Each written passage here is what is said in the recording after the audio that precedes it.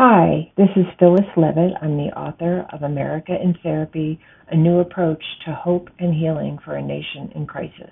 And the whole point of my new book is to try to share with the general public why an understanding of psychology, family dynamics, internal dynamics within ourselves are so important to both understanding what's going on in the larger levels of society, in our nation, in government, and internationally, as well as within ourselves, and how an understanding of what the healing principles of psychology are can help heal a nation, and not just small groups of people or our individual selves.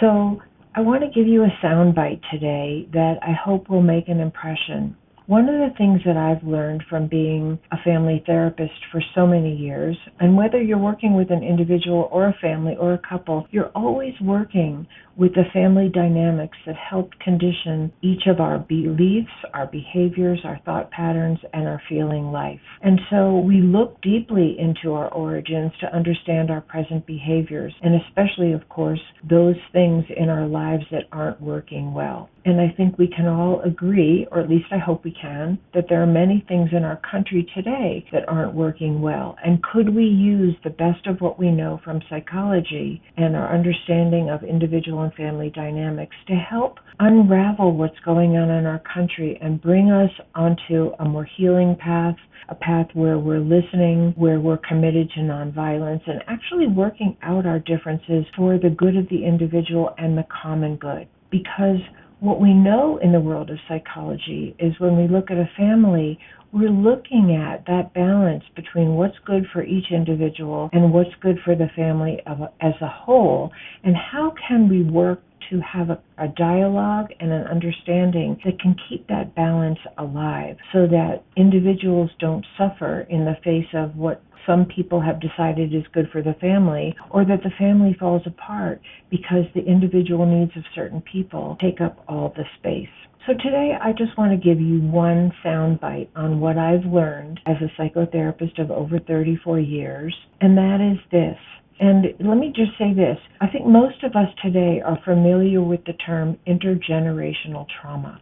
And that term comes from an understanding gained over many years of working with people that trauma in a family is very often passed down from one generation to another. Violence, discrimination, lack of self-esteem, inability to thrive in the world, inability to make healthy relationships. And often that intergenerational trauma looks like overt abuse or neglect, physical violence, sexual violence, ostracizing certain family members, withholding of resources. These are things that happen in dysfunctional and abusive families, and they often get passed down from one generation to another. Many of us have the thought at times, wow, if a person was beaten as a child or they were molested as a child, why would they ever do that to somebody else when they know how painful that is, when they know how much disruption and dysfunction it's caused in their own life? But sadly, what we understand from the field of psychology is that we tend to repeat what we know if we haven't gotten help for the injuries that we've sustained from other people. And today, I just want to focus on two aspects of how that intergenerational trauma repeats itself. And these are patterns that I've seen over many, many years of working with people. The pattern is this. When people are hurt by members of their own family and they have no way to escape or get help or get outside the system or even be believed for what's happening to them, they tend to follow one of two paths. Why certain people follow each path, I'm not quite sure, and I don't know if we know. But the two paths that people tend to follow are these. Learned helplessness, that's one, and the other is called identification with the aggressor. Learned helplessness simply means that when a person is so hurt by other people that they depend on and can't get away from, that they become helpless as a way to survive, that fighting back has actually brought them more pain, or they've given up fighting back because it hasn't yielded any result. And they've learned to become helpless in the face of harm coming to them from other people.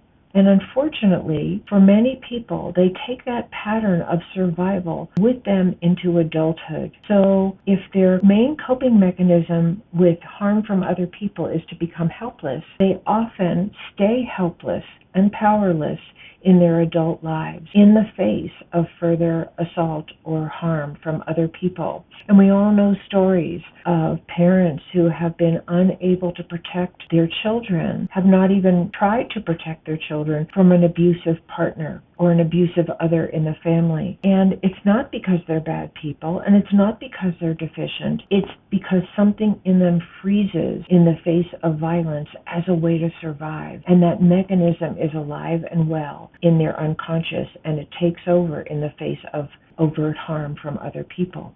The other main track that people follow is called identification with the aggressor. And what that simply means is, instead of becoming helpless and powerless in the face of abuse or neglect, certain other people identify with the aggressor. The last thing they want to do is feel helpless or vulnerable. And so they become like the aggressor as a way to feel like they have some personal power in the world. And they often become very dominating partners, sometimes abusive parents, sometimes people who have identified with the aggressor look for positions of authority in their businesses, in their churches, in their communities, and in government, where they can continue to feel like they have power because they're so frightened of feeling helpless in the face of hurt from other people.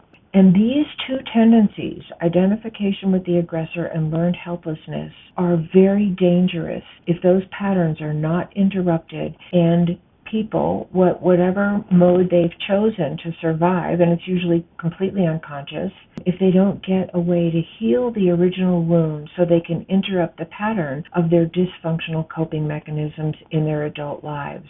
And one of the very sad facts of these two patterns of learned helplessness and identification with the aggressor, and we've probably all seen this with people that we know or may have experienced it in our own lives, is that people who have learned to be helpless tend to be attracted to those who have identified with the aggressor because that's what they know, where they're repeating what they know, even though it was painful in their past. It's like the moth to the flame syndrome. We're just drawn to the fire of what's familiar. We know how to submit. We know how to feel powerless. We don't know how to stand up for ourselves. And on the other side, those who have identified with the aggressor consciously or unconsciously look for those they can dominate. And of course, those they can dominate best are those people who have learned to be helpless. So we deal with this all the time in our psychotherapy offices. Very often you have a couple that is this configuration. One partner has learned to identify with the aggressor and tries to dominate the situation and the relationship, their spouse, their children, and the other is a more passive, submissive type because that's what they have learned and are attracted to someone who will take over and dominate them, even if it's painful. And so this is one of the great gifts of psychology, is that it helps us understand these patterns that look so painful and so dysfunctional, and why are we repeating them? It's not because we're bad people. It's not because we're deficient. It's because we never had a chance to heal the original wound. And so this is what I really want to point out, that when people do have a chance to heal what hurt them, a parent who was abusive or abandoned them or was neglectful or who had expectations of them that they could never possibly reach, so they felt like a failure, whatever, or they had an addicted parent who was erratic and unpredictable or never home or asleep on the couch, whatever the wound is that hurt us, that we couldn't heal from or escape from as children, we tend to repeat in the present and in our present relationships. And it is being able to have an escape from that, a chance to find healing, a psychotherapist or some other healing modality, or healing through art or through having a healthy relationship in the present, which is often very difficult for people to do when they haven't healed. But maybe it's through their creative work or through a love of animals or nature that we find some healing. But the best healing is with other people. And the best healing that I've learned over many years is emotional and mental healing from the wounds that we have sustained earlier in life.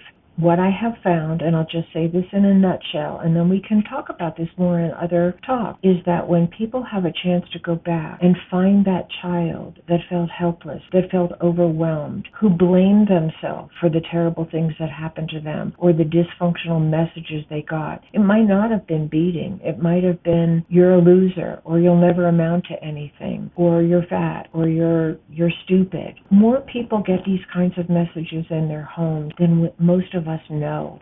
So when people have a chance to go back and find that innocent, pure, totally capable little child that they were born to be, and have a chance to peel back the layers of the negative messaging and the negative experiences that have submerged and buried that beautiful essence that they are, inevitably they stop being powerless and they stop identifying with the aggressor. And they're more and more able, and none of us does this perfectly, but they're more and more able to form a healthy equals relationship where no one is top dog and no one is bottom dog, where people can actually work out their issues, fumbling as we often do and imperfectly as we often do, but with the goal of having a healthy relationship and coming back together in equality and in peace. And so that's the takeaway that I want to give you today, that what we see as escalating violence in our society today, and so many people in positions of power, whether it's in their homes or in their communities or their schools or their government, who have identified with the aggressor and who are targeting those who are more on the submissive, powerless end. This is a psychological issue. It's a mental health issue that can be healed. It's not the result of a partisan divide. The escalation in our extreme partisan divides and our justifications for violence against one another are a mental health issue. And I hope what I've shared with you today sheds at least the beginning of some light on that. So, again, my name is Phyllis Levitt. I'm the author of America in Therapy, A New Approach to Hope and Healing for a Nation in Crisis. And you can find me at www.phyllislevitt.com. And I have some free offerings on my website for you. And I'd love to communicate with anyone who has a question or something that they would like to share. Thank you so much, and I will see you again.